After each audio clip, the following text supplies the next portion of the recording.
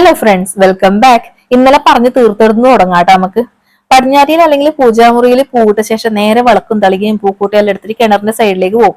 ബാക്കി ആടെയാണ്. അകത്ത് നടന്ന ചടങ്ങുകൾ അത്ര വിശദമായിട്ടില്ലെങ്കിലും ഇവിടെയും പൂടൽ തന്നെയാണ് മെയിൻ.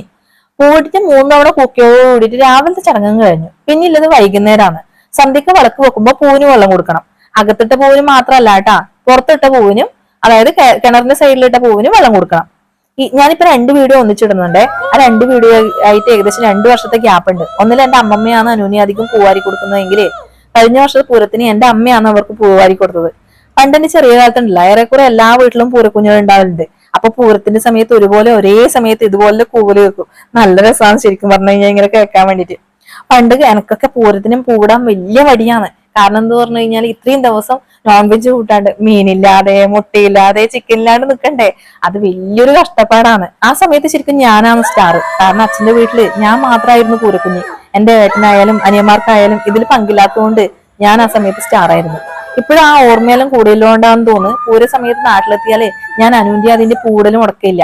എനിക്ക് കിട്ടിയ ഓർമ്മയുടെ ഒരംശമെങ്കിലും അവർക്ക് കിട്ടട്ടെ. അങ്ങനെയല്ലേ വേണ്ടതല്ലേ. പൂരംകുളി വിശേഷങ്ങളിൽ നാളെ പറയാട്ടാ. Anyway, thank you for watching.